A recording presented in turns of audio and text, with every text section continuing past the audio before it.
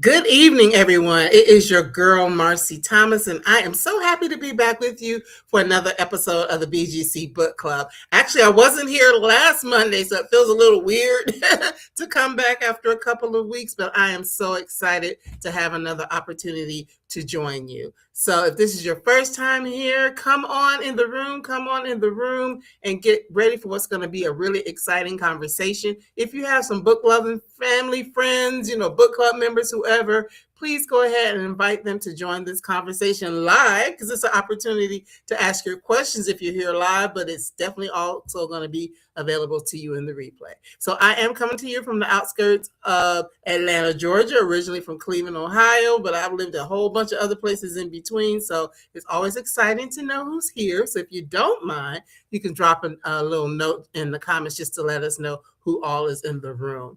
Well, I'm excited about our guest for the evening, because let me tell you, when I first saw this book cover, I was like, ooh, I fell in love with the book cover, right? And it's like, let me go ahead and see what this is all about and see if I can get this author of this beautiful book to come and chat with us. And that, of course, is Nicole Glover, and we'll be talking about the Starseekers. So just so you can know a little bit more about her, she is the author of the Murder and Magic series, which includes The Conductors, The Undertakers, The Improvisers, and the newest release, The Starseekers, which I just shared with you there. Her work blends Black history, magic, and mystery in a way that feels both grounded and expansive, really exploring questions of legacy, power, and what we carry across generations.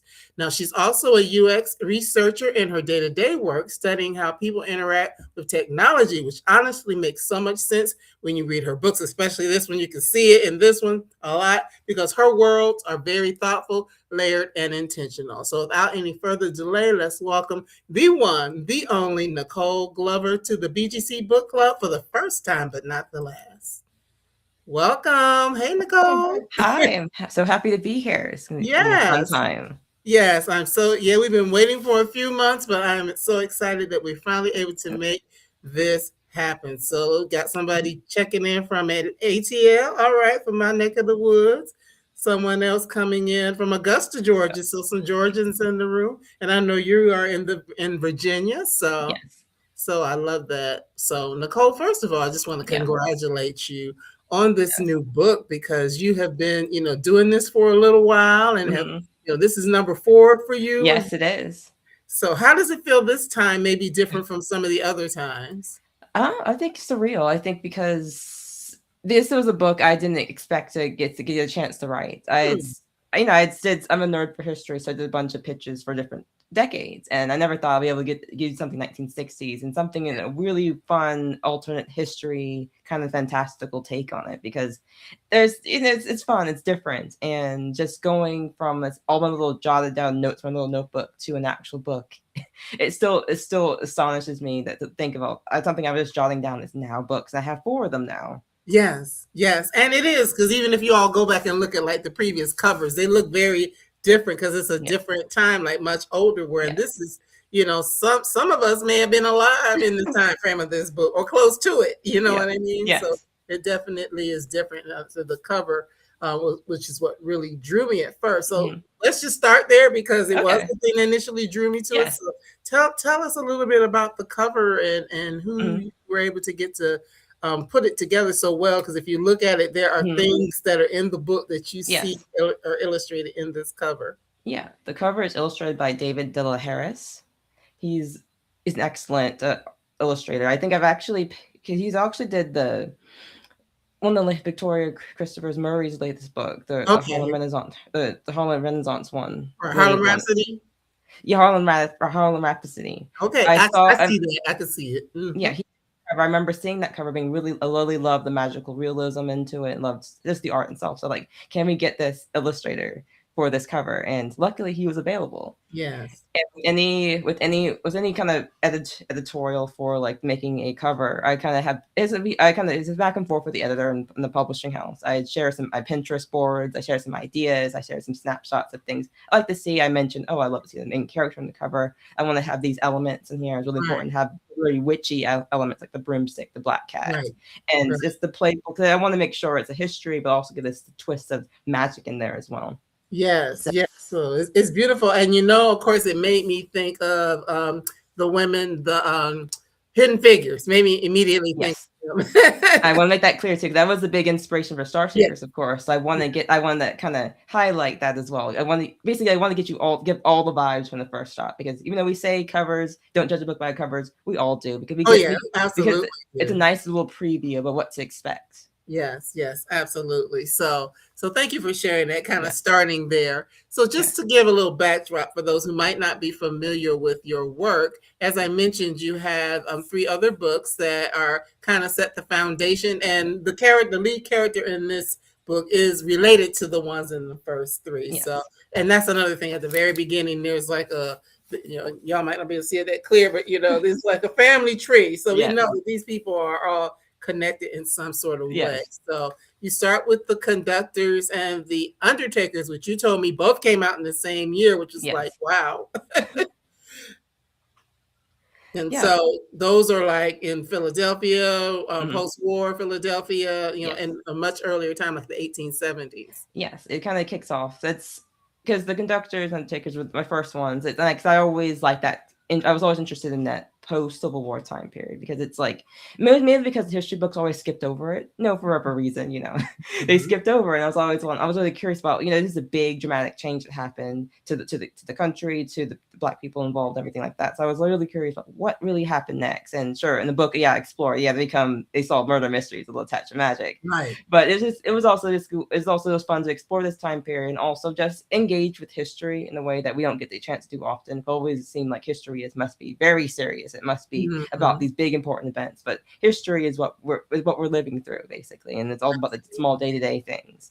And so Mhm. I wanted to emphasize that, and just dive into the period of time period is really interesting, and that continued. You can see that as well with improvisers with Starseekers as well. I got Right. very interested in those time periods as just doing Yes. my research, because they're just really interesting dynamic. For improvisers, it takes to the 1930s. Yes. It's the early age. It's the earliest parts of the Great Depression. Has a little bit prohibition is coming out of favor, but it's also the golden age of pilots. And the main character in this book, Velma Fry, is very inspired by Bessie Coleman. That's an Yeah. inspiration of that, because someone's like dynamic, someone charting their own path. And with the Star Seekers, I'd get to dive into the world of Hidden Figures, really Yes. go into my nerdy, like NASA age of the Apollo Yes. space program and all these different things, also behind the scene aspects as well. It's more about the research that goes into the space program. And also this ties in, the Star Seekers also brings in all the other things of interest of me in the 1960s. Yes. There's subplots involving a magical version of Sesame Street, I like to call it, where Yes. you get to explore, because educational television was on the rise in the 1960s, and I was really interested in how I can weave magic into it and also make that part a subplot that brings anything. And there's also the adventurous side of things. I love like all those fun adventurous comedy movies like Indiana Jones, The Mummy, and things like that. So Mhm. that was really fun to bring that in there, and there's also put black people in the center of having these fun, interesting adventures. Yes, I love all of that.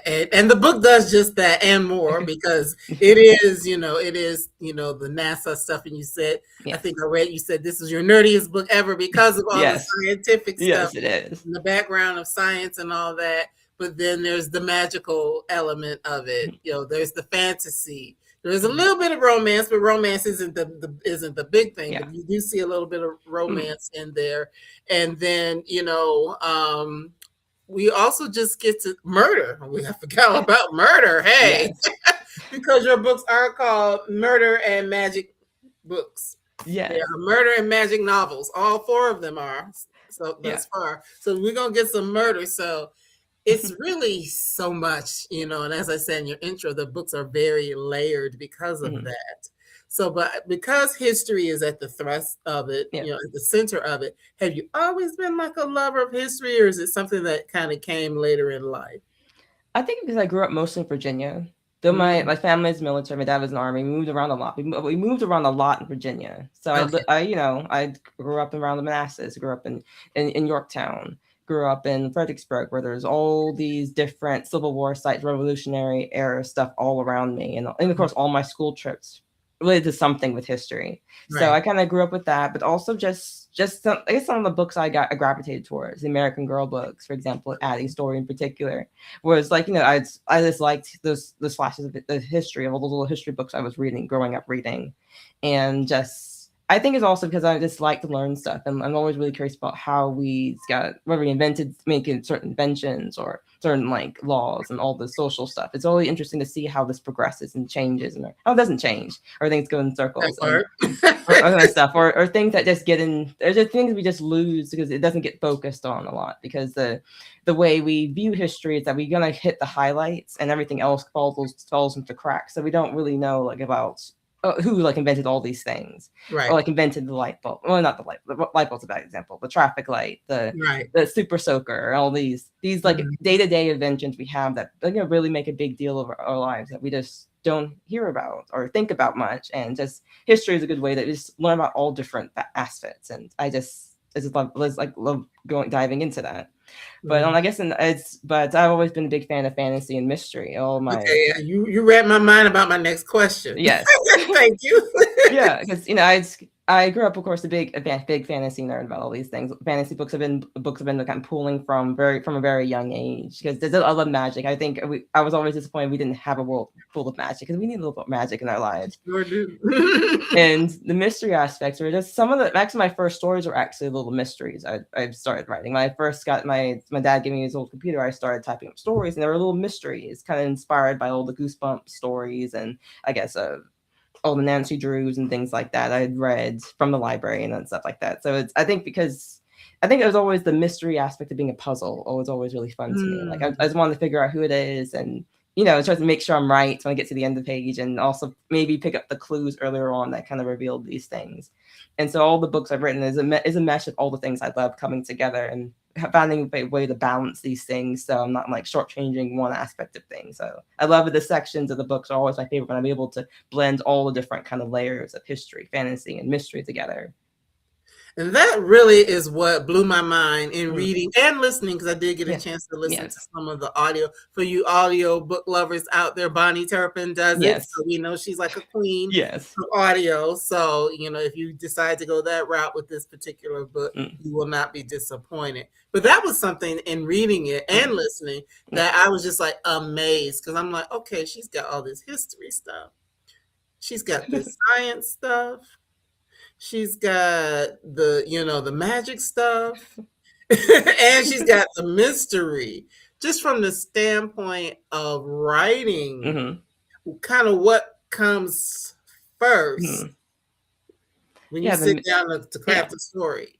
The mystery tends to come first, because it's the engine that runs the plot, basically. Because I usually mark down like who dies, who killed, and why, and all those different reasons. Maybe some of the finer details might change from as I write the story, but the main core doesn't really. It's there from the start. And then I start thinking about who's the character, and most also setting the time period. I really deliberate what year and what time of year I even set the books in, because I want to make sure I'm avoiding like major historical stuff happening, because I don't want necessarily. Yes, it's really interesting. Don't want to have something really big happening out in the world. So sometimes I'll actually go and check, go on the internet and basically check something big happening this month of the year and stuff like that, and find places where maybe I can time skip to avoid it. Got it. Because that's the balance. Even though I want to be historical stuff, but I don't always want to make it the center point of the story. Let that was on purpose. And so I kind of figure that out and figure out the characters and kind of build out the supporting cast around these things, and also think about how I want to have the magic impact. The Starseekers, because I had the benefit of having a world I've been slowly building out between each books. With Starseekers, the challenge was to see how the magic has evolved in a closer, more modern era, and how much is different from the other previous books, and whether that's showing how the characters use magic or even the social stuff within the world, all that kind of stuff. And I always like to do something a little different too. So I make all these little notes, and it just slowly comes together as I build out the plots and all these different things. I think sometimes I have a list of I know the Starseekers had a list of interesting things I remember I came across researching I wanted to include in this book. Because a lot of the supporting characters take inspiration from real life historical people. Yes. So there's a supporting character that was very heavily inspired by Catherine Durham, a famous dancer who had a dance troupe, he did a lot of studies in South America and things like that. And there are lots of secondary characters kind of like that to shades of inspiration from these real life people that I wanted to include in the backdrop. Right, and I definitely caught on to that. That even though it wasn't the name, I knew who you were referring to and talking Yes. about that. And even some of like the organizations, you may have some couple of them you had the real name, but others Yes. it's like you switch the letters around a little bit and stuff like that. Yeah. So it's just so people know. I mean, obviously it's fantasy, it's Yes. magic, so we know it's not real Yes. in that sense, Yes. but enough of giving you enough through the history and context of things that would have been happening around that time. Like, there were like some student protests and things like that that happened in this book. So yeah, definitely pick it up. But I'm amazed by your brain and your ability to do that because, yes, I read a lot of historical fiction, but like fantasy that's got the murder in it as well. That's just is almost like you're one of one in that. So I think that's pretty powerful that you've been able to do that. So looking at the Starseekers specifically in this book, as we say, it's taking place in 1964. We have a couple of flashbacks in it, but by and large, it's taking place like in 1964. And so we meet our lead character, who is Cynthia. So tell us a little bit about Cynthia and what, a little bit about her story and where she is in this part of her life. Yeah, Cynthia is currently as like arcane engineer at NASA, basically doing magical research at NASA to get us to the moon shot. She loves this because she's a big nerd for magic and math, and very heavily on the math. She's basically kind of helping figure out one of her big projects. You see her, as you start the book, as she's helping calculations with some rockets and satellites as well, and basically the go-to person to kind of help figure out what's going wrong as well. But she's also has another job because even though she's very busy, has other things going on. She's co-hosting a magical educational show, which introduced her co-host, which is also the love interest for the book as well, an arcane archaeologist. She has some history with a little bit of history, but it's also someone she's very interested in having a bit more of a partnership. But interesting enough, he was also interested in mystery solving as well. So when they come across some peculiar curse at the TV station, they get involved in starting the mystery as well. And even though she's there's mystery, there's stuff at NASA, there's even this TV show, she still has other things to worry about as well, because she's also looking after her much younger sisters who are both in high school, and there's various reasons how she becomes a guardian of them, but it's hinted at some things in her past, because has kind of diving into her family history, is that she's raised in a very loving environment by the other relatives family. She was the unexpected child that her birth parents were like teenagers when they had her, so she ended up being raised by her grandparents, and that got left her really exposed to like a lot of adults like doing interesting things. So she's like a child among adults, and so that helps influence of her being interested in mystery and also the adventure and all those different things out in the world. So becoming like a guardian for younger sisters is like a kind of a role reversal that she's embracing in many ways, and in many interesting ways, and it says that she's looking out for them, but she's also like, sometimes I'd rather be the sister. And there's also one subtle thing I do with it, that she basically rides, when she's not riding her broomstick, but she rides really fast and quickly around town. She's also riding the scooter that she basically has like a sidecar for take her sisters around, and that's deliberately, instead of having her have a car. I wanted to have to show the scooter as more, this is where she still likes her independence in sense. She's still not quite used to that guardianship thing. So that was like one deliberate choices I made in the book. And also kind of helping her with her sisters is like a kind of found family in sense. She has her best friends, which includes one of her cousins, who happens to be, spoiler, the son of the main character from a previous book. And there's also her best friends that will just basically help support and fill in the gaps where she needs additional help with.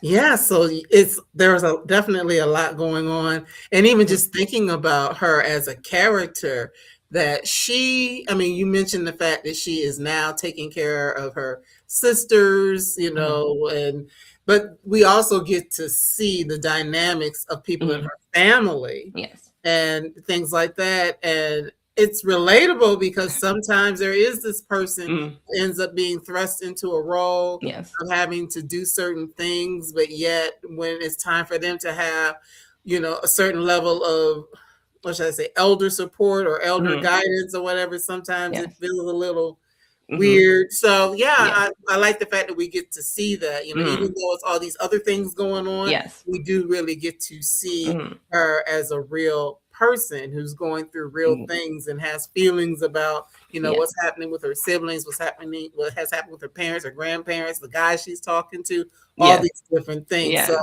she is not one dimensional. That's one thing I really like about her character. Because I like really like having a layers dynamics, and also there's also a trend in a lot of mysteries, more traditional mysteries where it's the lone detective. They have no Mhm. friends, no families. They have only like a lonely they have like a tomato or an onion in their fridge. That's all. There's nothing in their life.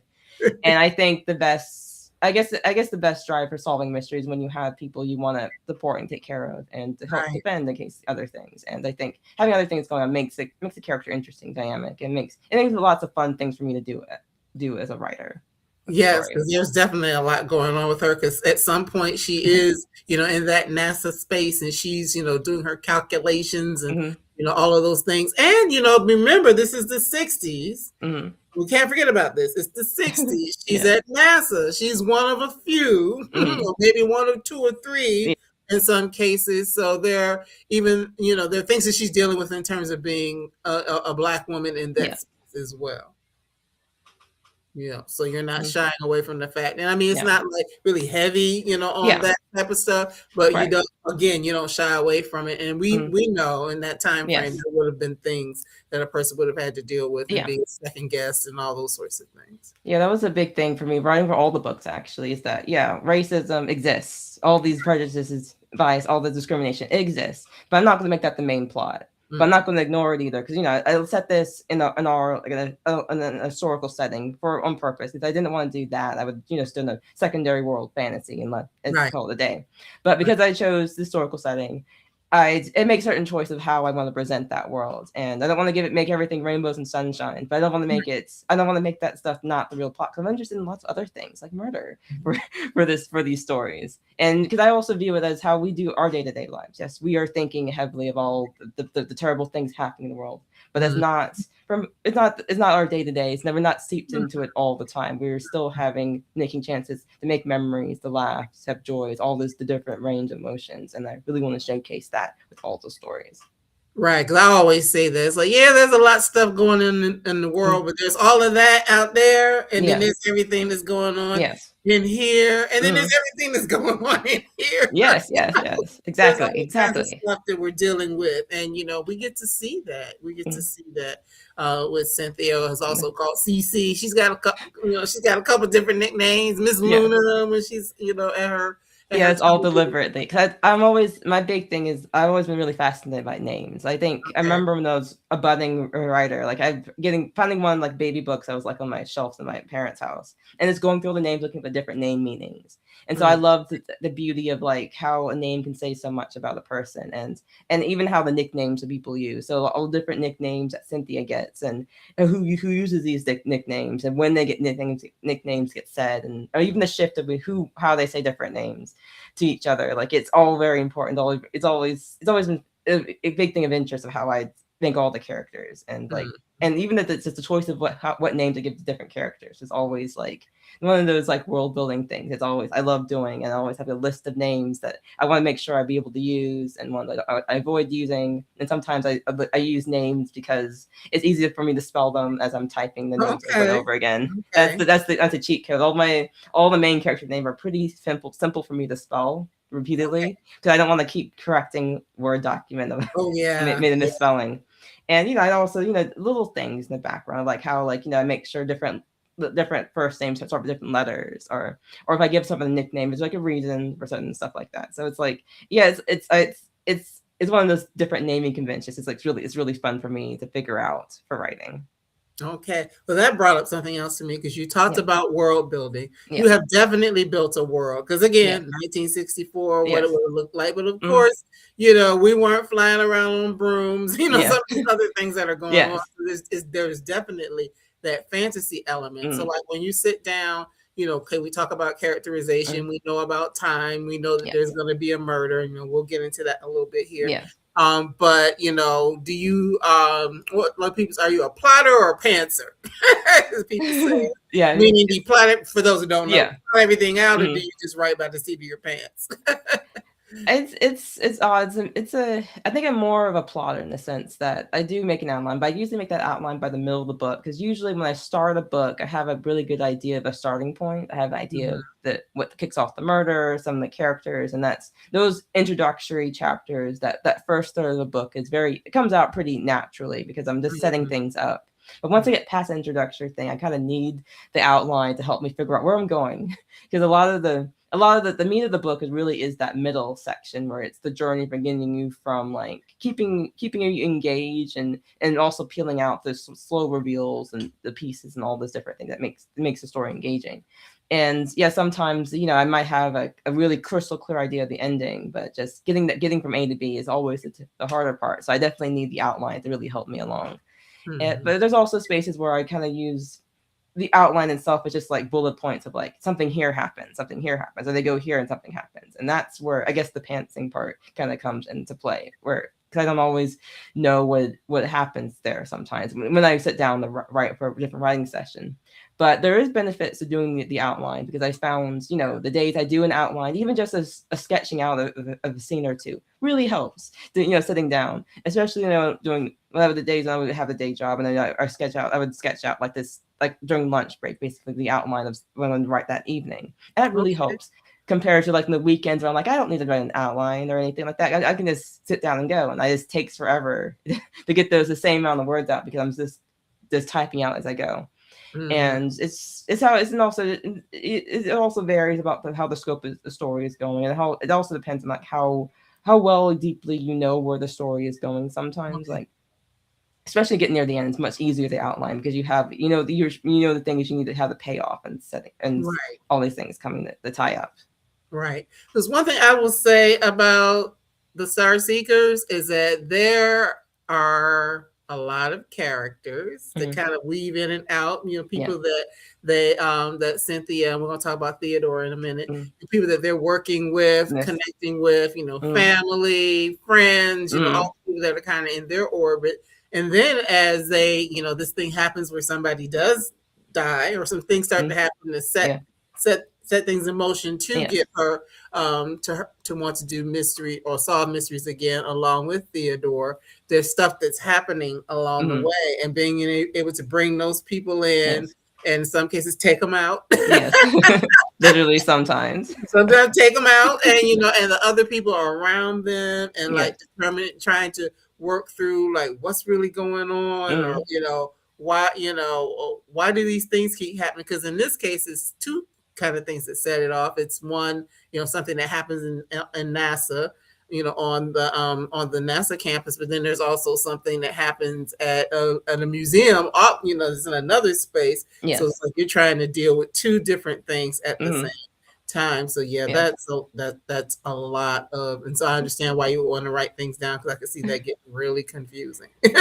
And sometimes, it's oddly enough, it doesn't get too confusing for me. I guess maybe it's the way my mind's organized by certain stuff, and I think it helps that I write sequentially, and I also do multiple passes for each draft. Like I go back, I start from from first page one to the end of to last page, and go back over and over, and then until I'm satisfied with the draft, and Okay. that helps me be able to lay out the different plots, the different if they leave red herrings, where they leave the clues, figure out if it's this character needs to be in this section or I need to move it around. Sometimes I call it taking the hammer to the book, and where I break up certain scenes. Like there's sometimes I would move chapters from near the end, I guess more in the middle of the end, and moving up earlier on, or combined, and all these different things. That's just coming from looking over the book over and over again, just seeing how it lays out and all that Wow. kind of stuff. It's easier for me to like put together and figure out how everything fits well, and just I guess playing around with the different scenes.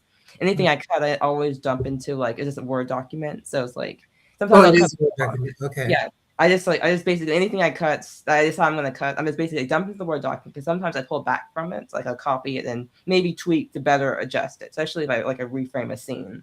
So like Okay. there's no words wasted. It always goes somewhere.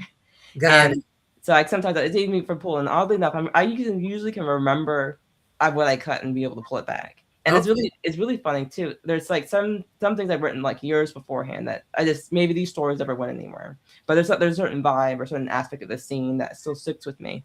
I've actually can still remember these old stories and be able to pull out the exact scene. Wow. And it's funny because I forget like random stuff sometimes, like this other day, like like people's names and all this other stuff. But I can still remember like certain scenes I've written that stood out to me in some way. I think, oh, this could fit really well in this current story I'm working on. And so I'd be able to, and also it does help. I kind of label things pretty well, neatly in my computer. Yeah, I'm thinking that brain. I would love to see the computer. How many tabs do you usually have up at once? Yeah, it's also I cheat also too. I also have several different windows open of the same browser and different browsers as well.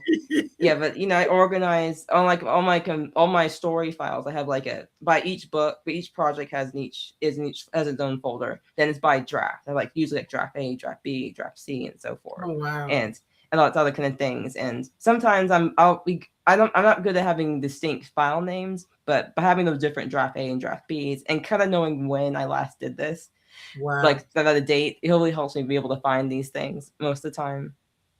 That's pretty impressive. That's pretty impressive. Yeah. So we've got Cynthia, who's like our lead character. Yeah. Then we also have Theodore, who is her co-host, but he's also her partner in solve. Partner in so many different ways too. And then partner ends up being a partner in other ways. So tell us a little bit about him. He's a professor of arcane archaeology. Yes. Yeah, he kind of came about because I like to think of a good foil for Cynthia, someone that she plays off well, that's banter, but also has some similarities with that can have really good chemistry about how they work together. They're different, especially in different ways they work together, whether it's working together for the TV show, working together for mystery, and also other things with their life as well. They kind of share some friends between their social circle because his best friend is also like one of her good friends as well. And so they have it's like a friend group, but also they have some shared history and things like that in the past. Because he'd worked for her great grandparents as an assistant, but when her great grandparents were kind of exploring the world and doing like interesting things, and well, she was along the way as a teenager, not quite always appreciating the travels, but appreciating being with her great grandparents. And they they met each other while they were fairly young, but didn't get together at that time because she was very focused on her studies, and he was like, this is my last chance because he was like a trouble kid before he got this assistant thing. So it couldn't happen. But now that they're older, there's something there. And he brings a lot of the adventure side of things. I always liked his introduction that you're introduced to him and he has a broken leg that he was very mysterious about. Right. You think it's like maybe some adventure he's got up to because he's introduced as someone he's done these very adventurous things, and he likes to downplay and say, oh, that's just a small thing what I do. It's just this paperwork I really do, and Cynthia knows that's a really big lie, and things like that. And he's like brings the adventure side, brings the way you can dive into things. We get to literally because he works mostly with sunken ships as well, so that's part of a big part of the plot and how he gets involved with some of the NASA stuff, because there are some things, there's like lots of things that she's researching that he's researching that kind of comes together in a really fun way. And what I liked about a lot with his character is that he has a lot of the you can see where he's very intelligent, very smart about certain things as well, but also where he can bring a lot of light and fun as well, and bring Cynthia out of her shell, and also encourage her to kind of get back into the mystery solving sense alongside with him as well.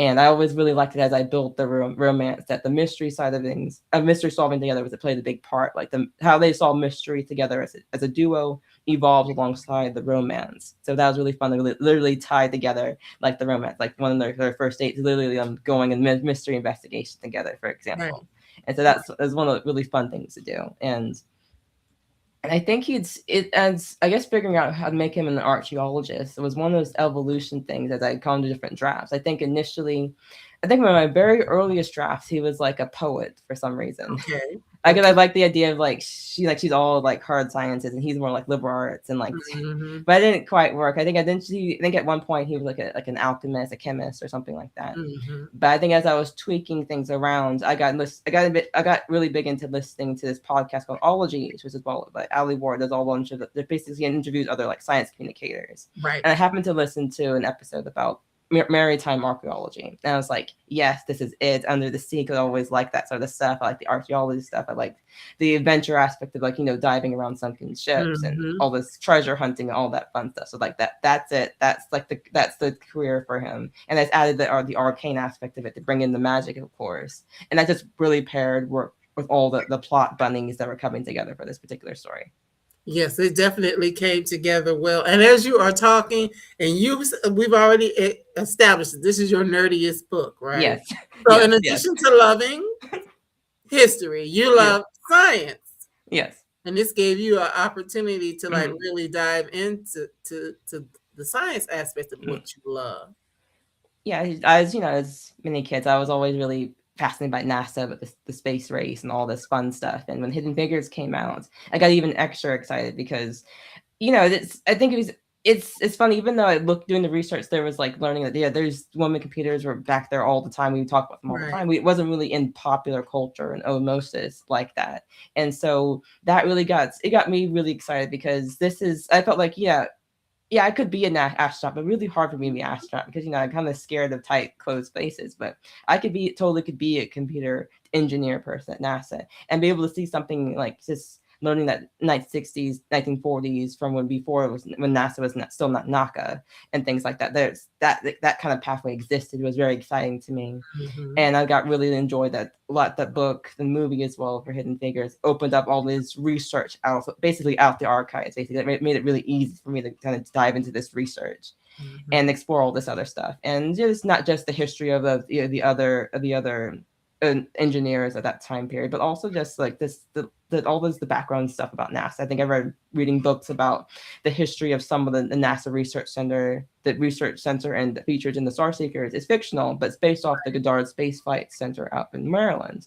There was another research center, and I think I've even read books on like astrophysics and all this, the science, the math, hard math science stuff. I can't say I retained a lot of that. Don't ask me to lecture about it. But I enjoyed reading it just to get a sense of how, it's what the characters would be doing, learning about the tools we're using, learning about side rules, like how people could work that sort of things. And I think it was just interesting. I think, because I've always been fascinated mostly about NASA, is how they got to the moon using technology that was was less powerful than our cell phones or smartwatches, basically. And just learning about all the feats and things like that is really fascinating for me to really dive into, and also just learning not just about that's like kind of the engineering side of things, but all the little background stuff I include with some of like NASA with the Cynthia's coworkers. The other thing that things were happening at NASA, like the spacesuits, how people we basically got seamstresses to make the spacesuits, and they were mostly familiar with these things, and even looking at food technology of how they made food for astronauts, and all this the background stuff. Like I got called like the life system support and all this other stuff, and actually the main plot of the book of being involving around what I call for the book, which is like magically influenced fuels. That was inspired by the stuff I saw stuff about like the biofuels and experiments they're doing with rocket fuels at the time. And so like all that, just all the stuff I researched, all kind of seeped into the book in different ways of just whether it's a big flashy plot point or something in the backdrop or something to add flavor and texture.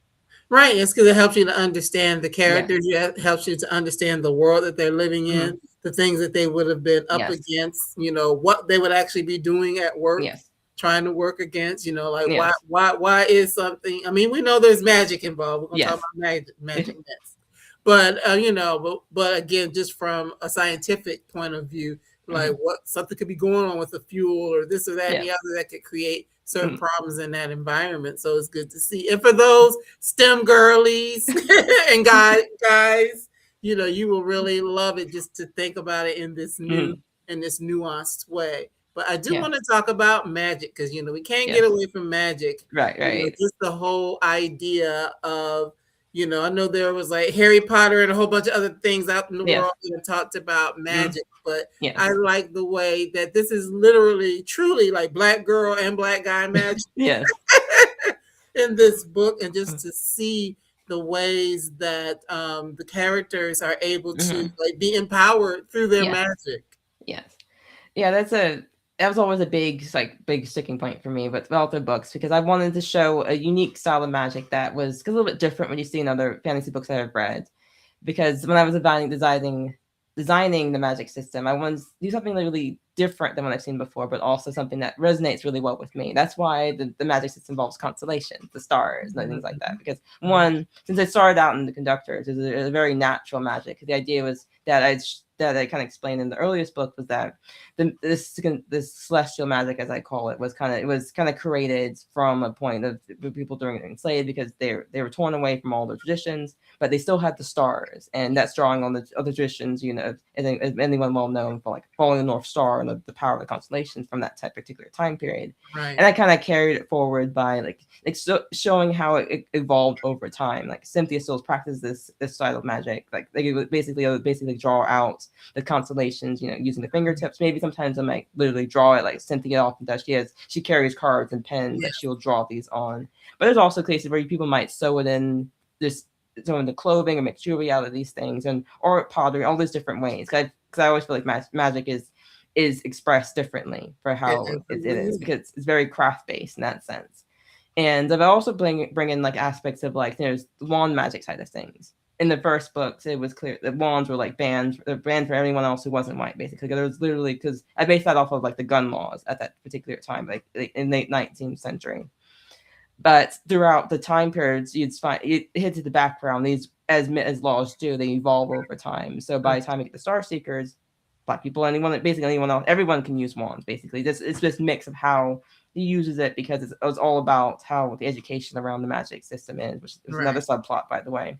But one of Cynthia's best friends, Mavis, she's a wand user. She kind of blends the wand side of things with the celestial magic, making her own kind of system. They're actually even a style that they allude to that of this particular kind of blending of magic and magic systems. And that's just a way to show how the magic evolves and everything like that. But one of the bigger things that I want to explore with having the magic in the story was how creatively I've used magic in different ways. Because since magic is Cynthia's things, probably much more than the other characters written so far, got chances to get to see her use and express magic in different ways. There's like one of my favorite things I did was like I made like a staircase out of books with her using magic and things like that. And so that was like really fun. But it's really pushed me to really create about it, because one thing is if anyone's a big fantasy nerd, and especially with movies and stuff like that, I always say that there's wizards throwing balls of magic at each other. It happens a lot in movies because that's what happens. I don't know why. They're just throwing balls of magic at it. And that's very uncreative about how you can do a magical mage fight or things like that. So I was really pushing myself to think of creative ways to like animate the environment, animate things they're doing with the magic to make it more than just throwing magic at each other. They're just doing interesting things that makes it the stuff they're doing it more dynamic, and also showing like the slice of life aspect of the magic, because there's there's a point where the book opens up with Cynthia on a ladder in front of a chalkboard writing out equations. When she runs out of space, so she does some magic so she can basically gets another little step up with the magic. And so showing off that and showing how well the magic is part of day-to-day things, like whether it's like showing off that she's broom riding around, but there's still like little broom cabinets or broom bike racks, in a sense, broom racks, basically. That's like all part of everything. So just being careful and deliberate in how I weave the magic in there. So you can see where it's the big flashy moments, and also still see where it's like in the background. Yes, we definitely get to see it, and we get to see it, as you've already said, showcased in a variety of ways. Because and one of the things I want to go back to her sisters for a minute, because they have some magic within them as well. Because remember, this is a family that has this history, right?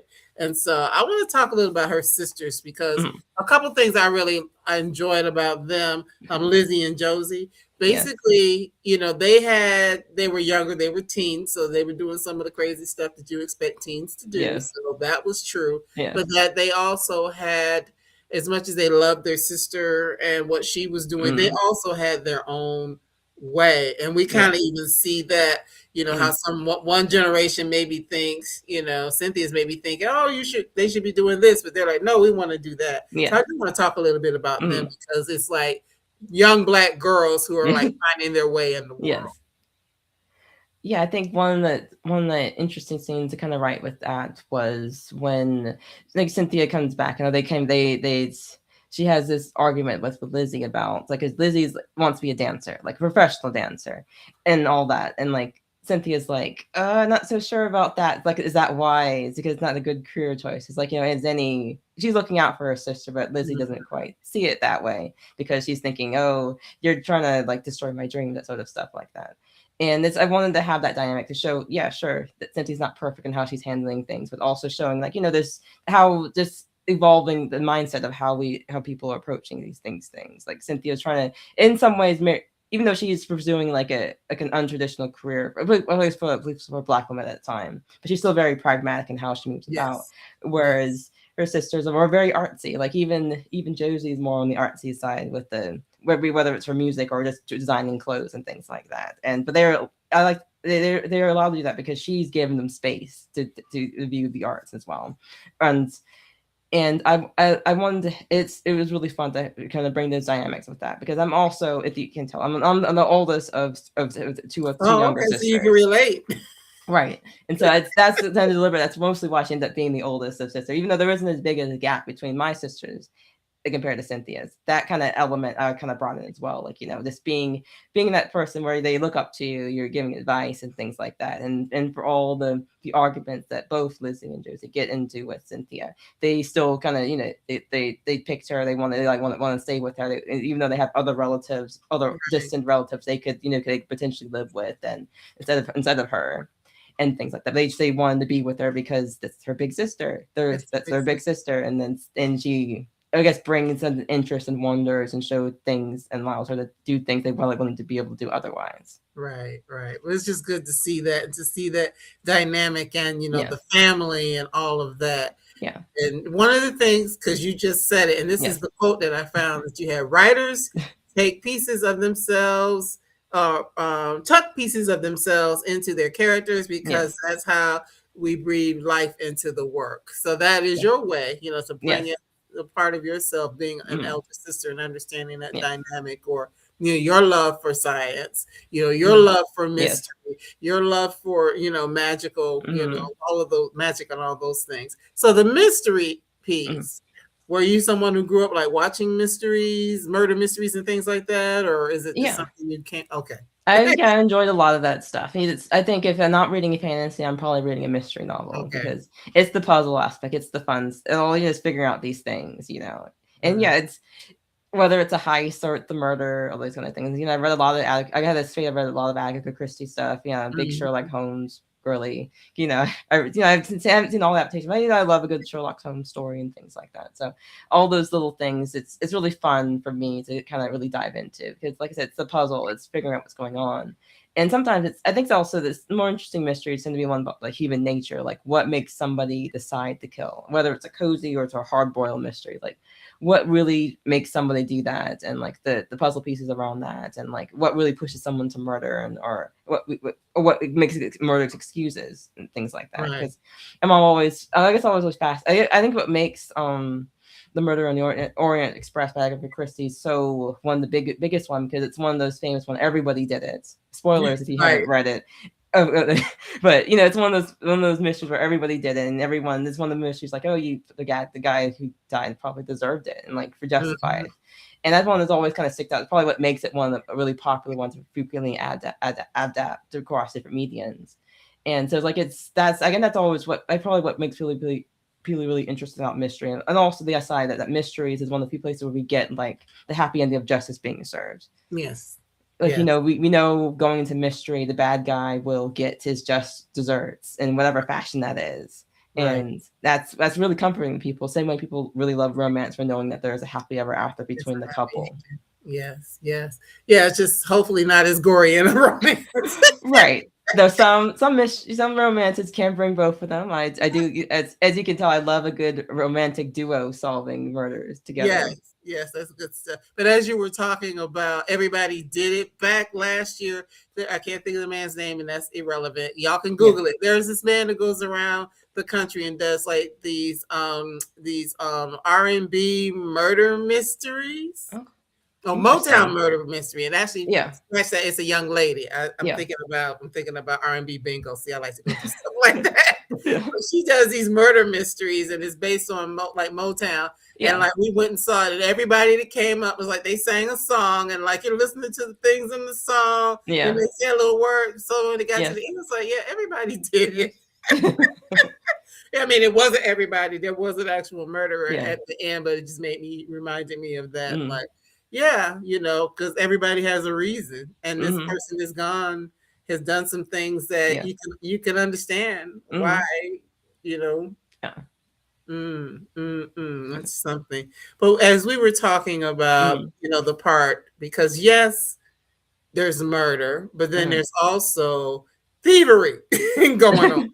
Yeah. And, looking at theft, especially Yes. as it pertains to like artifacts, important artifacts, Yes. stolen artifacts. And Yes. we know that as Black people or our African ancestors, that has been a thing of our things being stolen, misappropriated, and then like thrown up in a magazine and or in a museum and things like that. Yes. So that is, powerful to think about it from that perspective as well.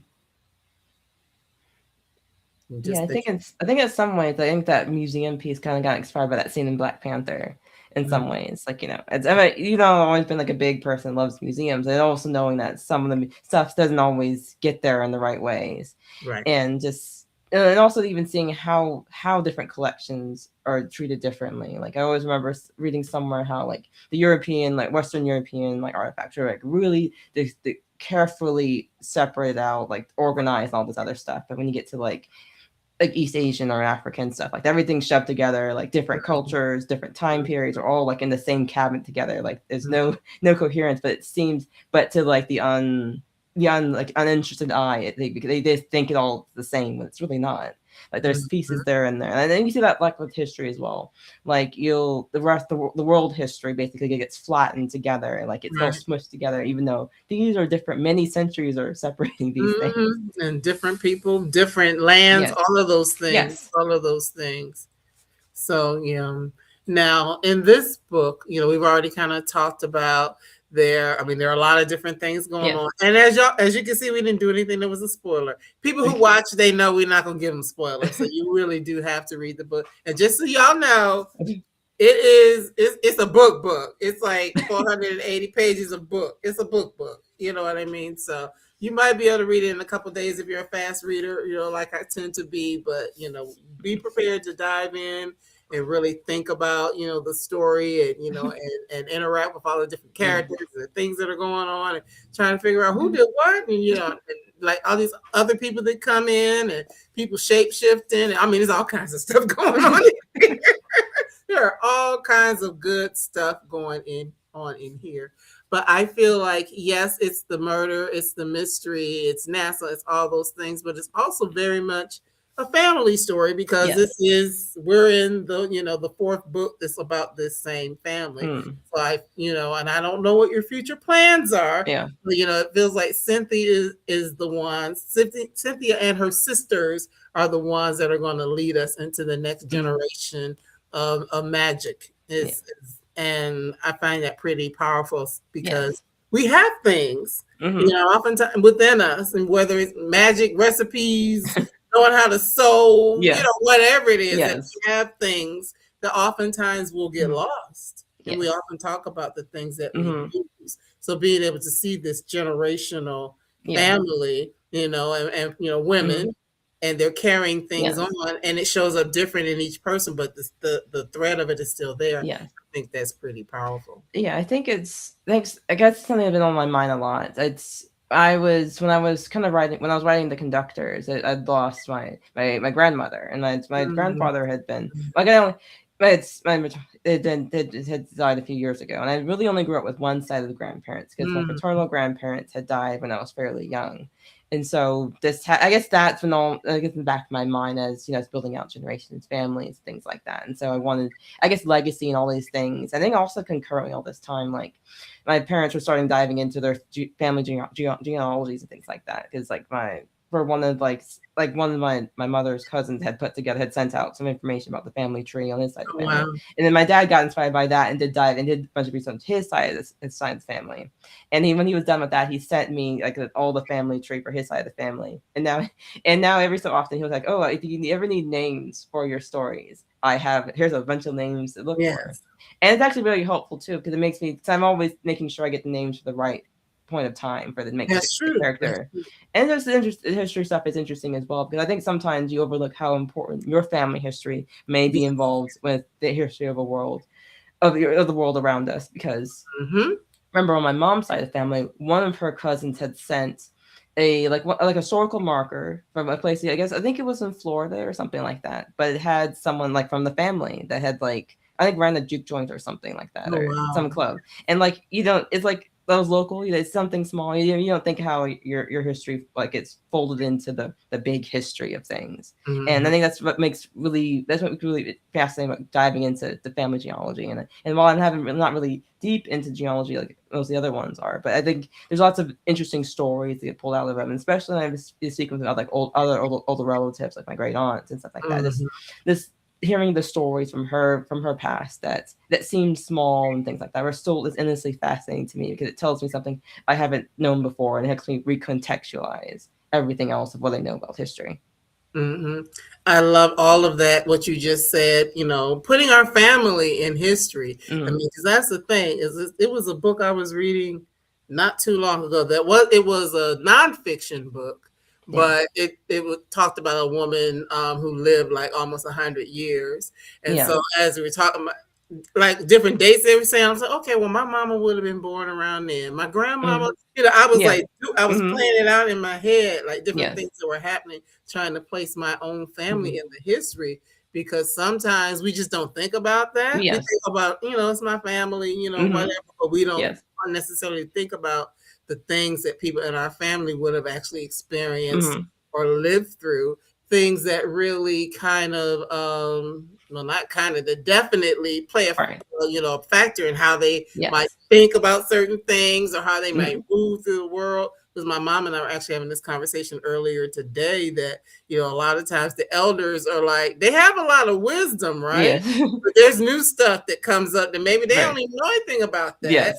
And it might be good for us, and they don't know Mm-hmm. nothing about that. And they Yeah. might be like, yeah, that's bad. But it's like, Mm-hmm. but things are a little bit different now. Yeah. So we might move a little bit different. Mm-hmm. So even in your book, it plays out that Yes. things evolve. The magic looks a little bit different as Yes. things evolve. Yes.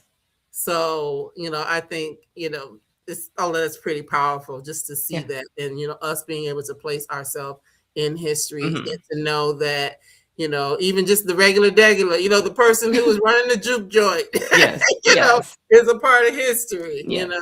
we saw that in Sinners, you know what I mean? Yes, definitely, And some definitely. other things. So I love that. And this has been such a good conversation with you, Nicole. I was, again, I fell in love with the cover of the book. Now I have fallen in love with what is in between the pages. And I know I got to go back and get to the other ones as well, just so I can like really dive Mhm. into, your world and the way Yes. that you think, because I Mhm. love it and I love Thank everything that you you. bring to the table. You're welcome. You're welcome. So I know the book has been out a couple of months now, Yes. almost 3 months. And so are Mhm. you still doing any type of events or anything coming up for the summer Mhm. or over the spring where people can maybe come out and see you and meet you? Yeah, I'm still doing a bunch of stuff. It's you're in Virginia, luckily. Last couple weeks I've been doing stuff in Virginia, but I have a few things coming out that haven't been officially announced yet. But even as early as next month, I'll start. If you follow my newsletter, follow me in my socials, you'll see me make an announcement of any things will be next. Okay, I sounds good. It's fun to keep doing these little events. I love being able to get out to meet with readers. Oh, I Mhm. guess one thing I can mention, I will be in Columbia, South Carolina in May. Okay. Okay. That's I'll one I have can to look definitely that up. yeah, I'll have to look that up because I'm not too far from there. And yeah, my mom actually lived there for for yeah, several years. I went to I finished up high school there, so yeah, I got my Columbia connection. So I'll have to see when that is. Maybe we can come see you. yeah. But I have a bunch of other stuff coming up that'll slowly be announced fairly soon. But I can't talk about it right now. No worries. We won't give any spoilers away. But thank you so much again for your time. I Yeah. appreciate you, and coming to do this and talk Yes. about your work and in the passion behind it, what made you do it. And again, I love the fact that you took all these different things that you like and you were able to put them together and put them into one story, and our mind can be blown in a lot of different ways, right? That's the Oh, best thing about being an author. I can do the yes. things I love and share with people who might just find the same joy I do about writing Yes. these stories. Absolutely, absolutely. So if you don't mind, you can hold on for me for just a Okay. second. I'm gonna don't hang up just yet. Okay. I'm gonna give everybody a couple of announcements and then I'll come back and say good night to you. Okay. But so I'll see you in just a second. Okay. One moment. All righty.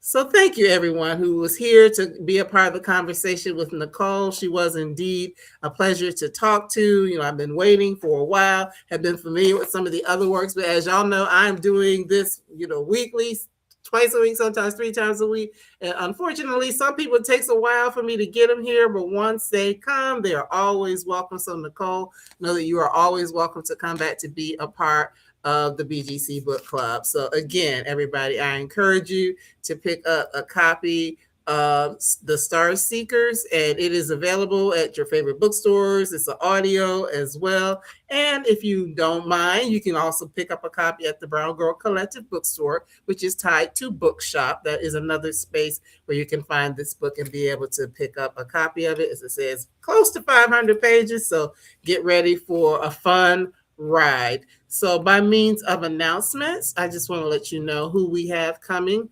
As I mentioned, sometimes I do 2 times a week, sometimes 3. This is one of those weeks where it's going to be 3, but I'm only going to tell you about 1. I'm sorry, 3 total, but I'm only going to tell you about 1 more because it is another fiction. Tomorrow we will have Fox Jones with us, who is an independent author. I had the opportunity to meet and talk to her last year as a part of the Black Writers Weekend here in Atlanta, which I'll be doing that again this year. More to come about that. But she will be here with me tomorrow to talk about her book, and this book is only a week old, There Will Be Thorns. So we'll be talking about that tomorrow. And then next week, we are going to be in the world of mystery again with Yasmin Ango. We'll be talking about her book that came out in January as well, Behind These Four Walls. So those are the next 2 fiction writers that we have coming to the BGC Book Club. And of course, more and more in between. So everyone, again, thank you for being here. I appreciate you. Thanks for being a part of this community. And we look forward to seeing you again real soon. Take good care.